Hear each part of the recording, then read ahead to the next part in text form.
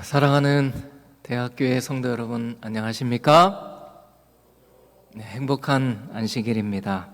오늘은 우리의 마음에 평안을 얻는 비결, 우리의 마음에 평안을 얻는 비결이라는 제목으로 함께 은혜를 나누고자 합니다.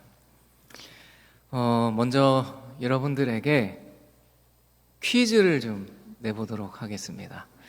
우리 대학교의 성도님들의 수준이 굉장히 높은 걸로 알고 있는데요. 한번 맞춰봐 주시면 감사하겠습니다. 이 네모 안에 들어갈 말을 맞추는 것입니다. 예수께서 저희를 만나 가라사대 네모 하시거늘 여자들이 나아가 그 발을 붙잡고 경배하니. 네모에 들어갈 말이 무엇일까요? 아시는 분 계십니까? 제가 이 대학교에 상당히 수준이 높다고 들었는데, 뒤에 우리 사모님께서 맞춰주셨습니다. 예수께서 저희를 만나 가라사대 평안하뇨 하시거늘 여자들이 나아가 그 발을 붙잡고 경배하니. 예수님께서 십자가에 달려 돌아가시고 3일 만에 부활하셨죠. 여자들이 예수님의 무덤으로 갔는데 예수님은 계시지 아니하고 천사가 나타나서는 주님이 부활하셨다는 것입니다. 그래서 그 소식을 가지고 다른 제자들에게 달려가는데 예수님을 만난 거예요. 부활하신 예수님께서 이 제자들을 처음으로 만나셔서 뭐라고 말씀하셔요? 평안하뇨 라고 말씀하신 것입니다. 다음 문제입니다. 이 문제는 조금 더 쉬울지 모르겠어요. 한번 맞춰주시면 감사하겠습니다. 이 말을 할 때에 예수께서 친히 그 가운데 서서 가라사대 너희에게 네모가 있을지어다 하시니. 무엇일까요? 맞습니다. 역시 정말 제가 기대했던 대로 다들 이 정답을 맞춰주셨어요. 정답은 평강입니다. 너희에게 평강이 있을지어다. 예수님께서 돌아가시자 이 제자들이 무섭고 두렵고 떨렸던 것 같아요. 다락방에 숨어 있습니다. 그런데 예수님께서 그들이 숨어 있는 이 다락방에 나타나셔서 그들을 만나신 것입니다. 부활하신 후에 이 제자들에게 나타나셔서 처음으로 그들에게 뭐라고 말씀하셔요? 너희에게 무엇이 있을지어다? 평강이 있을지어다. 여러분, 예수님께서 이렇게 말씀하셨다는 것은 그 당시 제자들의 마음에 뭐가 없었다는 거예요? 평강이 없었다는 것입니다. 불안과 염려와 두려움으로 가득해서 다락방에 들어가서 문을 걸어 잠그고 마치 죽은 듯이 숨어 있었습니다. 마음의 평강이 다 깨져버린 거예요. 그들을 향해서 주님께서 말씀하십니다. 너희에게 평강이 있을지어다. 오늘 이 안식일 예수님께서 우리가 있는 이곳에 오셔서 여러분에게 동일하게 물어보신다면 여러분은 뭐라고 말씀하시겠습니까? 여러분 평안하십니까? 아멘입니까? 여러분 평안하세요? 말씀을 안 하셔서 평안하신지 평안하지 않으신지 제가 굉장히 헷갈립니다. 우리가 예수님을 믿습니다. 그런데 예수님을 믿으면서도 때때로 우리의 마음 가운데 평안이 깨어질 때가 있습니다. 이 다락방에 숨어있던 제자들처럼 우리의 마음이 깨어진 채 염려와 근심과 걱정과 두려움으로 가득 찬 채 살아갈 때가 있어요. 어쩌면 지금 이 순간에도 그 염려를 가지고 이 자리에 나오신 분이 계실지 모르겠습니다. 우리네 인생에는 날마다 크고 작은 문제들이 주어집니다. 내가 원하지 않았던 어려운 상황들이 주어지기도 하고 갑작스러운 사고의 소식이 우리에게, 우리의 가정에게, 우리 교회에게 주어지기도 하는 것입니다. 그리고 그러한 문제들이 우리의 삶에 주어질 때에 우리의 마음에 평안이 깨어질 때가 있습니다. 여러분, 우리의 마음에 이 평안이 깨어지고 불안이 찾아오고 염려가 찾아오는 그 이유가 무엇일까요? 오늘 우리는 그 어떤 상황 속에서도, 그 어떤 환경 가운데 있다 할지라도 마음의 평안을 유지할 수 있는 그 비결을 함께 알아보고자 합니다. 먼저 하나님의 말씀을 보겠습니다. 요한복음 4장 46절로 53절에 있는 말씀입니다. 조금 내용이 길지만 잘 나오고 있네요. 제가 읽어보도록 하겠습니다. 예수께서 다시 갈릴리 가나에 이르시니 전에 물로 포도주를 만드신 곳이라. 왕의 신하가 있어 그의 아들이 가버나움에서 병들었더니 그가 예수께서 유대로부터 갈릴리로 오셨다는 것을 듣고 가서 청하되 내려오셔서 내 아들의 병을 고쳐 주소서 하니 그가 거의 죽게 되었음이라. 예수께서 이르시되 너희는 표적과 기사를 보지 못하면 도무지 믿지 아니하리라. 신하가 이르되 주여 내 아이가 죽기 전에 내려오소서. 예수께서 이르시되 가라 내 아들이 살아있다 하시니 그 사람이 예수께서 하신 말씀을 믿고 가더니 내려가는 길에서 그 종들이 오다가 만나서 아이가 살아있다 하거늘 그 낫기 시작한 때를 물은즉 어제 7시에 열기가 떨어졌나이다 하는지라. 그의 아버지가 예수께서 내 아들이 살아있다 말씀하신 그 때인 줄 알고 자기와 그 온 집안이 다 믿으니라. 아멘. 오늘 본문의 이 이야기는 예수님께서 가나에 가셨을 때의 이야기입니다. 예수님께서 이 가나에 오셨다는 그 소문이 갈릴리 전역에 퍼지게 됩니다. 당시에 이 소문은 참으로 복된 소식이 되었을 것입니다. 병든 자들, 마음이 상한 자들, 심령이 가난한 자들에게 있어서 예수님께서 우리 마을에 오셨다는 이 소식은 참으로 엄청난 희망을 가져다 주는 기별이 되었을 것입니다. 그래서 많은 사람들이 예수님께로 몰려왔습니다. 그들의 마음엔 희망이 있었어요. 주님이 내 병을 고쳐주실 것이다. 주님이 내 삶 가운데 주어진 이 문제를 해결해 주실 것이다. 이렇게 심령이 가난한 자들에게나 삶의 방향을 잃어버린 자들에게도 주님께서 우리 마을에 오셨다는 이 소식은 엄청난 복음이었을 것입니다. 그래서 수많은 사람들이 예수님을 만나고자 주님께로 나아옵니다. 그런데 그 수많은 무리들 가운데 누가 있었던 거예요? 왕의 신하가 있었던 것입니다. 이 신하는 예수님을 만나기 위해서 급히 군중들을 해치고 뛰어왔습니다. 그가 왜 예수님께로 뛰어왔을까요? 무엇 때문이었습니까? 그의 아들 때문이었어요. 그의 아들이 병에 걸린 것입니다. 병에 걸려서 시름시름 앓다가 이제는 거의 죽게 된 것입니다. 영감의 선지자는 이렇게 기록했습니다. 시대의 소망 196페이지에 있는 말씀입니다. 이 군관의 아들은 불치병인 듯이 보이는 질병으로 고통을 받고 있었다.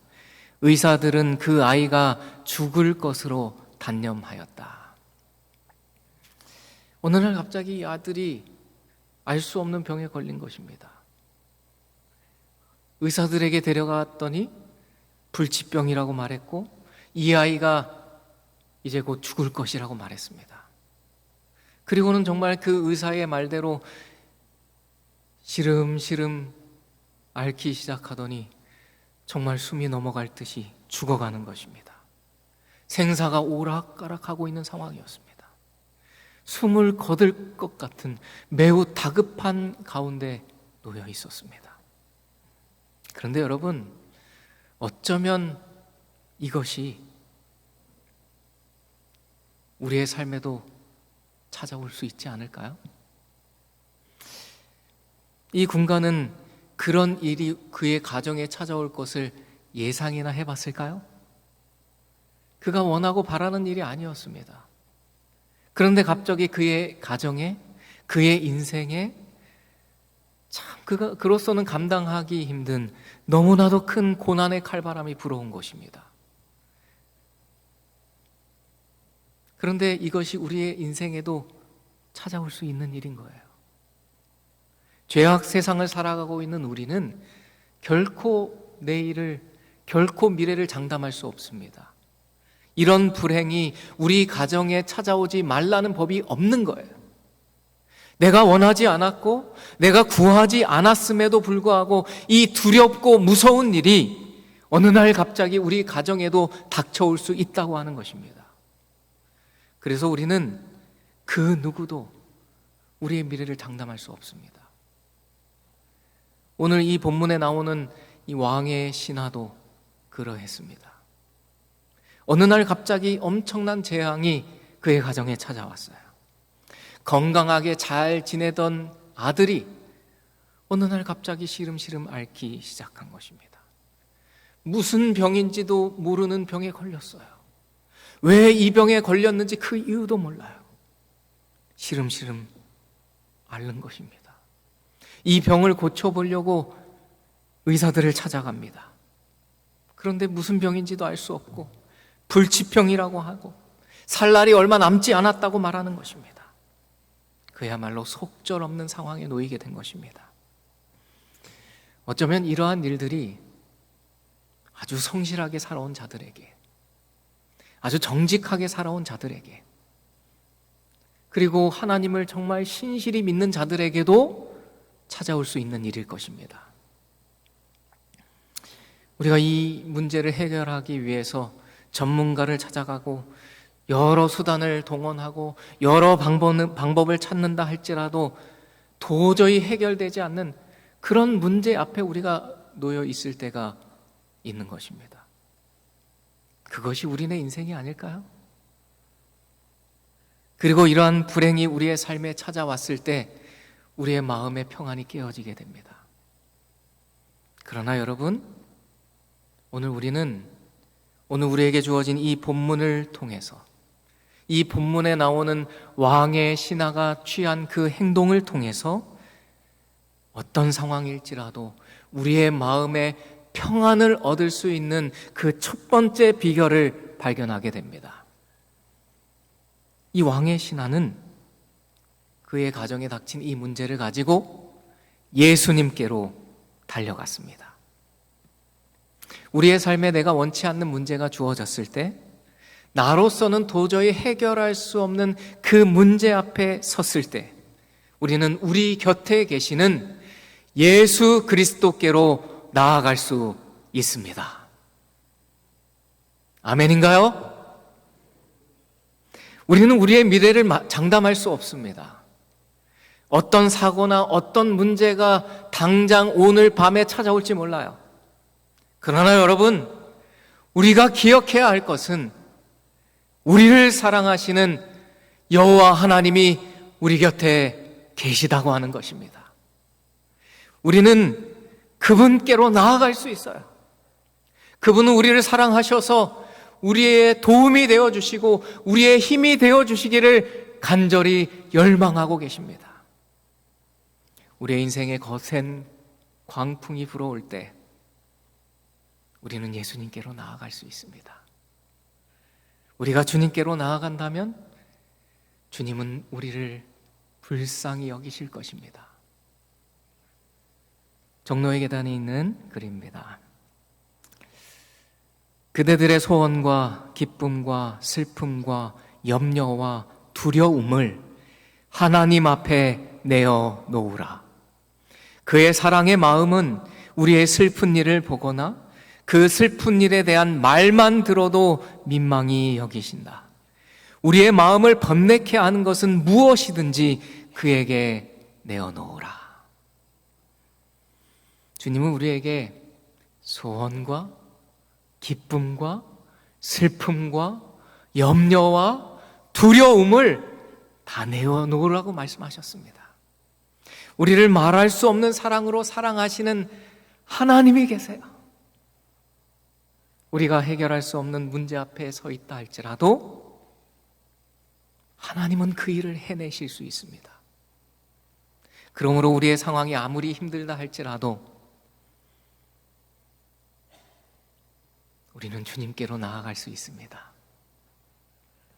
우리의 도움이 되어주시는 주님께로 나아가기로 결심하는, 주님께 나아가 이 문제를 주님께 모두 아뢰기로 결심하는 오늘 이 저녁이 되기를 간절히 축원합니다. 자신의 연약함을 깨닫고 확고부동하게 예수를 바라봄으로써만 우리는 안전하게 행할 수 있다. 이 세상은 불완전한 세상입니다. 그러나 이 불완전한 세상에서 우리가 안전하게 거할 수 있는 비결이 여기에 기록되어 있습니다. 그것이 무엇입니까? 확고부동하게 누구를 바라보는 거예요? 예수를 바라보는 것입니다. 그러면 우리 안에 살아계신 예수님께서 우리를 지켜주시고 우리가 안전히 거할 수 있게 될 것입니다. 이 험한 세상에 우리가 믿고 기댈 만한 곳이 있는 거예요. 이것이 우리에게 얼마나 놀라운 복음입니까? 이것이 우리에게 얼마나 놀라운 은혜입니까? 우리의 삶을 도우시는 하나님이 계신 거예요. 우리를 사랑으로 아끼시고 눈동자처럼 돌보시는 하나님이 계신 것입니다. 우리에게 어떤 문제가 생겼을 때, 내가 원치 않는 불행한 일이 닥쳤을 때, 우리의 가정에 고난의 칼바람이 불어올 때, 우리를 사랑하시는 주님께로 우리는 나아갈 수 있습니다. 우리의 문제를 주님께 맡길 수 있습니다. 우리가 기도할 수 있는 거예요.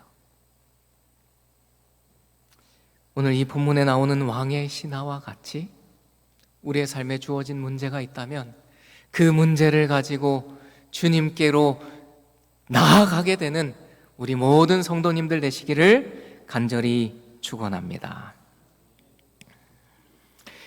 이제 이 왕의 신하는 군중을 뚫고 예수님께로 나아갔습니다. 아들이 정말 위급한 상황 가운데 있었기 때문에 얼마나 다급히 주님께 나아갔겠습니까? 숨가쁘게 뛰어갔을 거예요.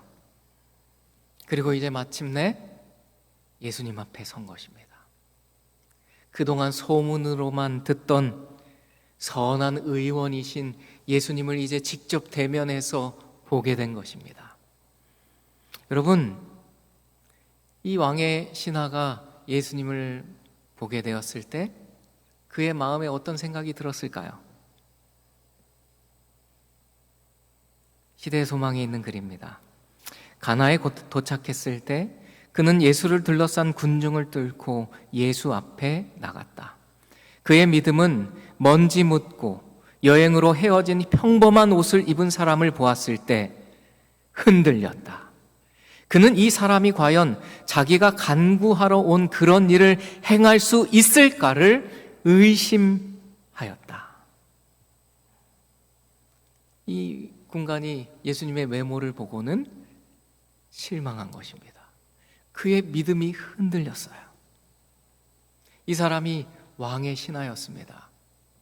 화려한 왕궁에서 화려한 왕의 옷을 입고 수많은 신하들을 부리는 그 권위 있는 왕의 모습을 날마다 보아왔던 것입니다. 그런 그에게 예수님의 모습은 너무나도 초라해 보이는 것입니다. 먼지 묻고 헤어진 그 평범한 시민의 옷을 입고 있는 거예요. 그 모습을 보고는 그의 믿음이 흔들렸던 것입니다. 그리고는 그가 이렇게 생각합니다. 만약 그가 내 소원을 들어준다면 내가 그가 메시아임을 믿겠노라. 이런 조건을 걸었어요. 예수님의 외관을 보고는 그가 메시아라는 것을 인정하지 않은 것입니다. 저는 우리의 기도가 이러한 조건적인 기도가 되지 않게 되기를 간절히 바랍니다. 이런 신앙은 하나님을 슬프게 하는 신앙이에요. 하나님께서 우리의 요구를 들어주시고 안 들어주시고 하는 상관없이 하나님은 여전히 하나님이시고 하나님은 여전히 이 세상 만물을 창조하신 전능하신 하나님이 맞습니까?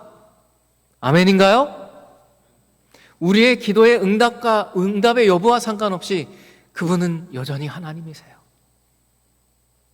그런데 우리가 때로는 우리의 믿음이 흔들려서 조건을 걸고 기도하고 주님께 나아갈 때가 있는 것입니다.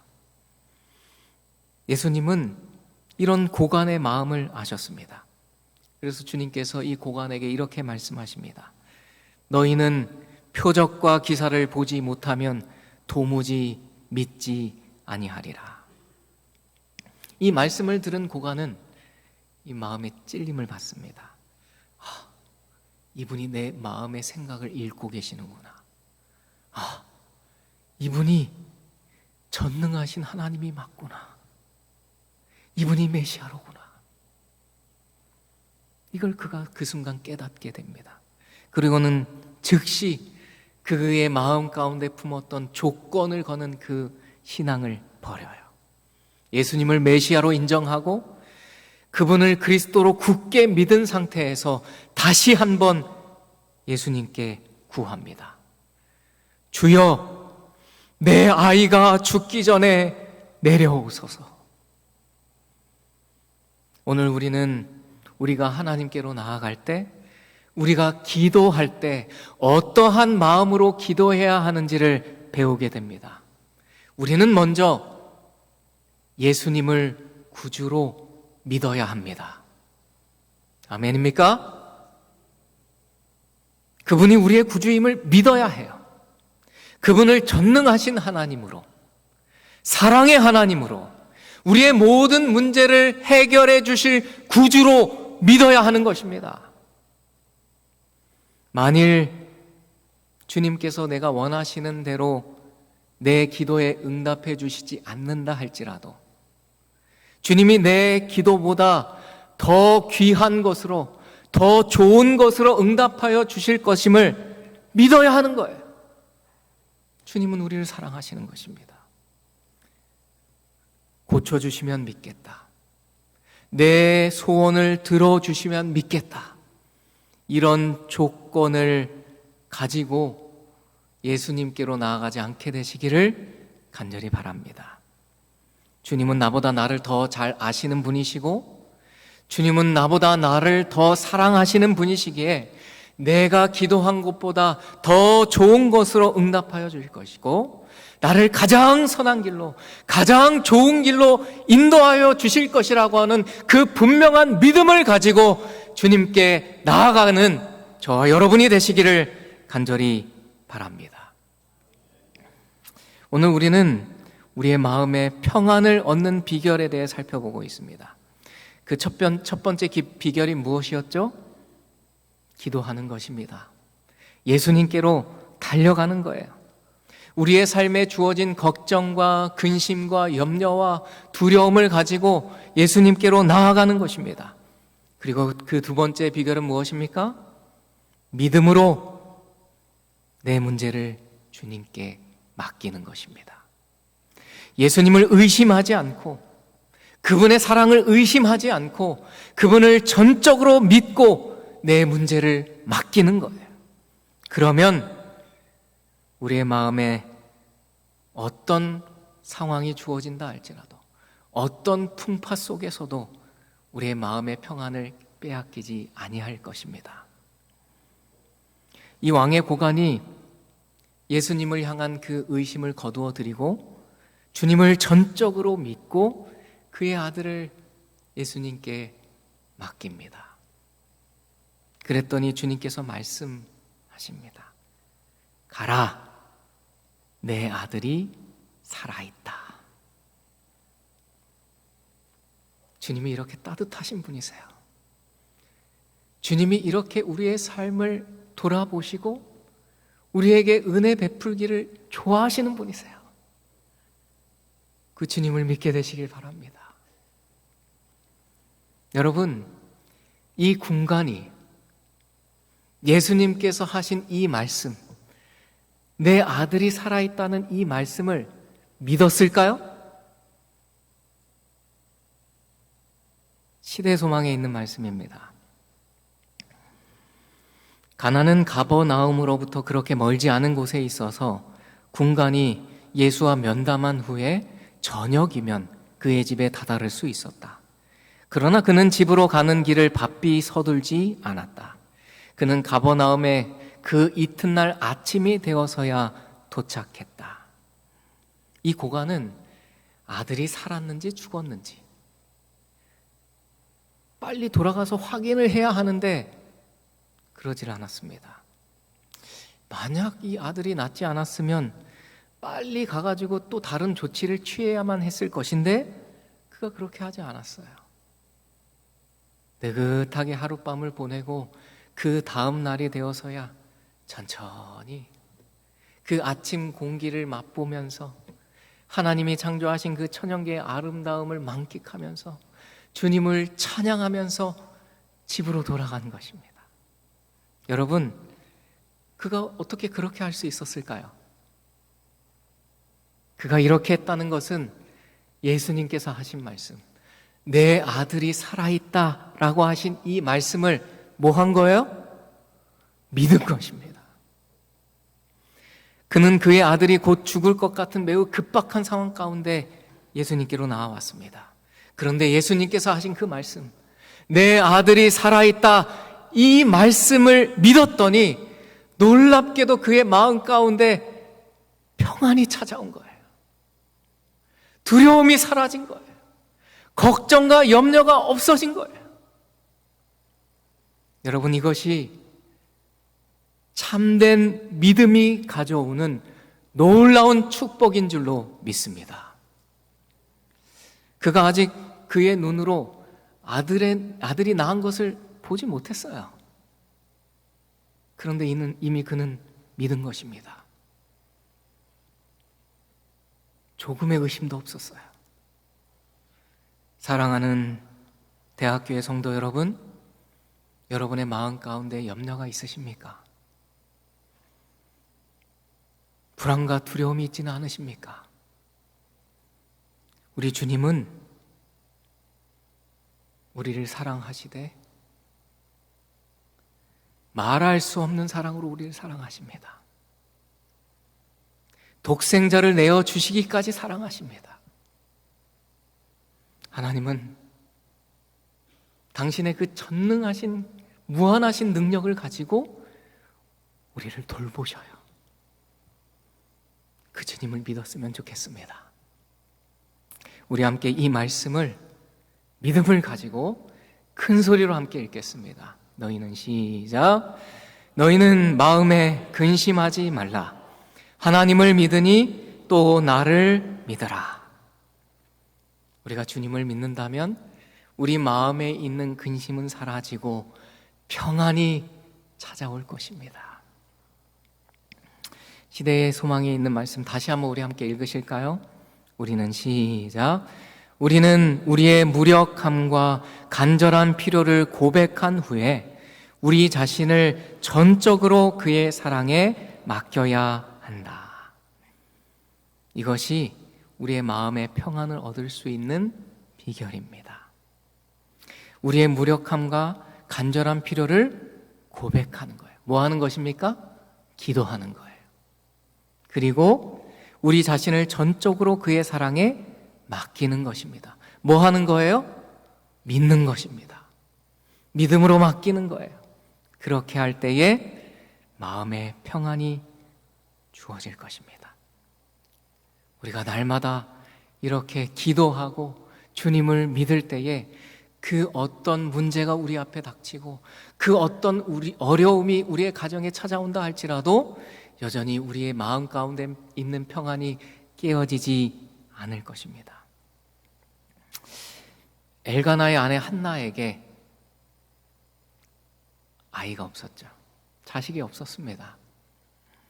그녀는 아이가 없어서 참 서러운 일을 겪습니다. 그래서 슬픔 가운데 눈물을 흘리면서 하나님께 기도합니다. 그녀가 그렇게 기도하고 난 이후에 하나님께 자신이 가지고 있었던 그 문제들, 그 아픔들, 그 슬픔을 하나님께 다 아뢰고 난 뒤에 한나의 모습에 놀라운 변화가 일어납니다. 사무엘상 1장 18절에 있는 말씀 함께 읽으실까요? 시작. 가서 먹고 얼굴에 다시는 수색이 없으니라. 한나가 누굴 믿은 거예요? 하나님을 믿은 것입니다. 믿음의 사람은 고난 가운데에서도 웃을 수 있어요. 어려움 가운데에도 마음의 평안을 빼앗기지 아니하고 기뻐할 수 있는 것입니다. 저희 가정입니다. 저희가 결혼하고 좀 시간이 많이 걸려서 첫째 아이를 갖게 되었어요. 참 오랜 시간 기다리게 하시고 하나님께서 우리 가정에게 아이를 보내주셨는데 그 기다리는 기간 동안 참 힘들었어요. 하도 아이가 안 생겨서 아마도 우리 가정에는 아이가 없을지도 모르겠다라는 생각을 하기도 했습니다. 그런데 정말 감사하게도 약 한 10년 만에 아이가 우리 가정에 찾아온 거예요. 물론 보시는 것처럼 지금은 둘째까지도 하나님께서 허락해 주셔서 이렇게 하나님의 많은 축복을 받고 살아가고 있습니다.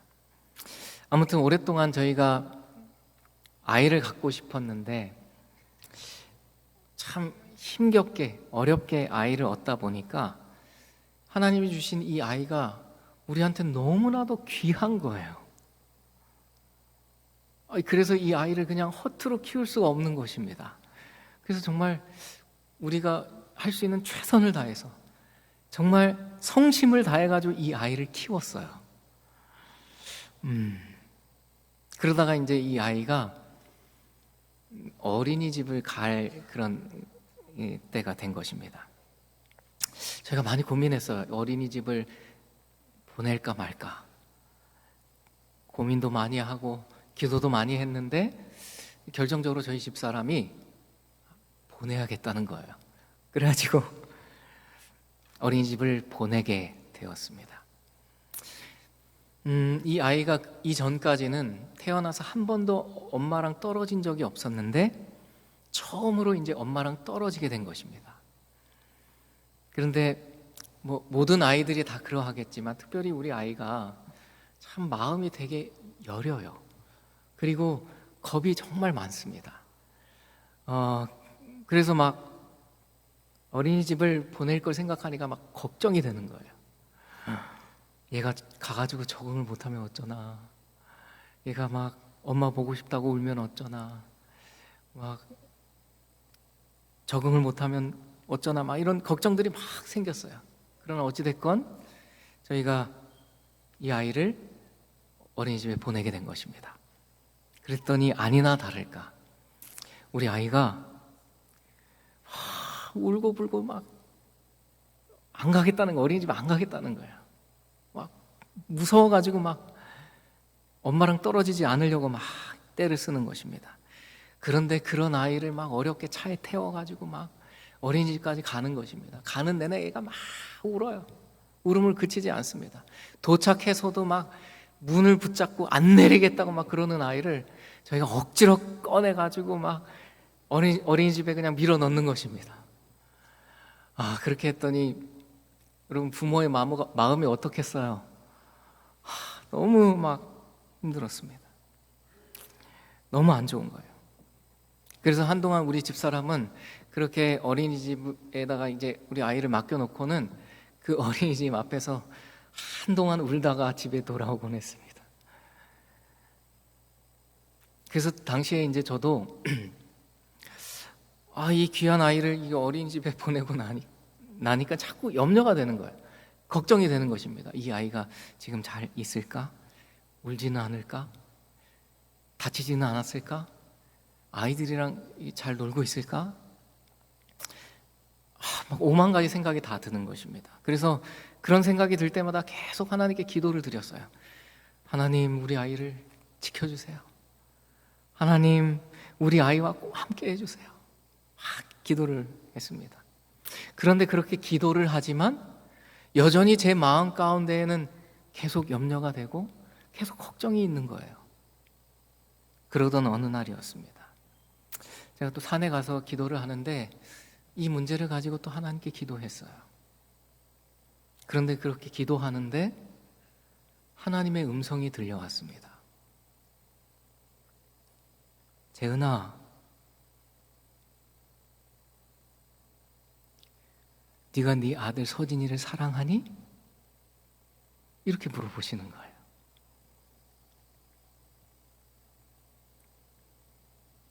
그래서 제가 대답했습니다. 네, 제가 서진이를 사랑해요. 저는 서진이를 위해서라면 제 목숨도 내어놓을 수 있을 것 같아요. 라고 대답했습니다. 그랬더니 예수님께서 또다시 제게 물어보시는 것입니다. 그러면 나도 서진이를 사랑할까?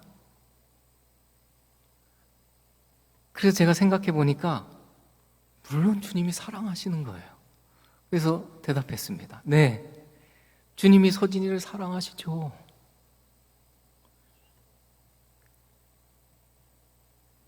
그러면 서진이를 네가 더 많이 사랑할까? 내가 더 많이 사랑할까? 주님이 이걸 물어보시는 것입니다. 그래서 그 전에 한 번도 생각을 안 해봤는데 생각을 해봤더니 주님이 나와는 비교할 수 없이 이 서진이를 사랑하고 계시는 거예요. 이 아이에게 생명을 주신 하나님이 이 아이를 내가 사랑한 것보다 훨씬 더 큰 사랑으로 사랑하고 계시는 거예요. 그래서 제가 대답했습니다. 주님이 서진이를 더 많이 사랑하시죠. 그랬더니 주님이 이렇게 말씀하셨습니다. 그런데 넌 왜 계속 서진이를 걱정하고 있니? 제가 하나님께 기도합니다. 우리 아이를 지켜달라고 돌봐달라고 기도해요. 그런데 제가 주님을 믿지 못하고 주님께 이 아이를 맡기지 못하고 기도하고 있었던 것입니다. 그러다 보니 기도했으나 여전히 염려가 있고 여전히 걱정이 되는 것입니다. 그런데 제가 생각해 보니까 어차피 저는 이 아이를 계속 따라다니면서 한시도 눈을 떼지 않고 이 아이를 지켜볼 수 없거든요. 이 아이를 계속해서 돌볼 수가 없는 것입니다. 그런데 주님은 그 일을 하실 수 있는 분이신 거예요. 그래서 제가 다시 기도했습니다. 주님, 나보다 더 큰 사랑으로 우리 서진이를 사랑하시는 주님께 우리 아이를 맡깁니다. 제가 이렇게 기도하고 났더니 내 안에 있었던 이 아이를 향한 걱정과 근심이 모두 사라지고 주님이 주시는 그 참된 평안이 찾아왔습니다. 사랑하는 성도 여러분, 여러분의 마음에 걱정과 근심이 있지는 않으십니까? 건강의 문제, 자녀의 문제, 경제적인 문제, 직장의 문제, 여러 많은 문제들이 우리 앞에 놓여 있습니다. 그런데 여러분, 놀랍게도 주님이 우리를 사랑하십니다. 내가 나를 사랑하는 것보다 주님이 우리를 더 사랑하십니다. 내가 내 자녀를 사랑하는 것보다 주님이 내 자녀를 더 사랑하십니다.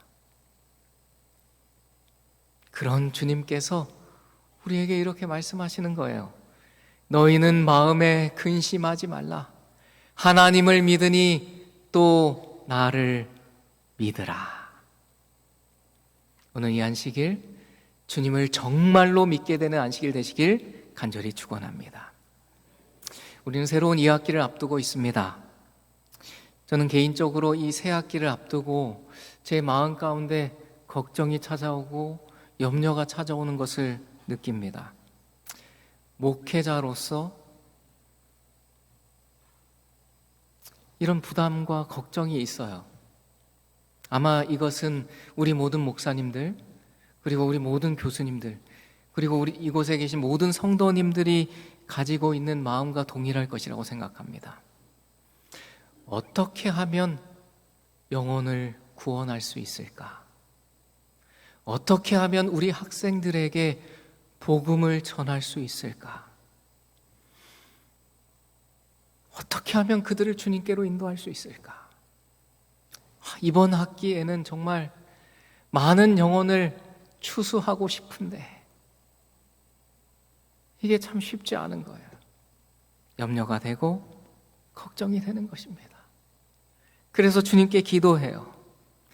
주님, 저에게 영혼을 주십시오. 주님, 저에게 10명의 영혼을 주십시오. 우리가 이 영혼 구원의 문제를 가지고 주님께 끊임없이 기도합니다. 정말 답답하고 정말 안타까워요. 왜 안 될까? 그래서 이것이 우리의 염려이고 우리의 걱정일 것입니다. 그런데 그런 우리에게 주님께서 이렇게 말씀하시는 거예요.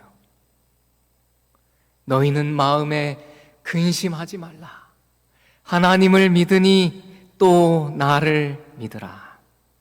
오늘 이 거룩한 안식일 우리 안에 있는 여러 가지 문제를 가지고 예수님께 나아가되 믿음을 가지고 주님께 나아가서 그 문제를 온전히 다 맡김으로 말미암아 우리 안에 참된 평안과 진정한 쉼이 주어지는 복된 안식일 되시길 간절히 바라면서 오늘 말씀을 줄이겠습니다.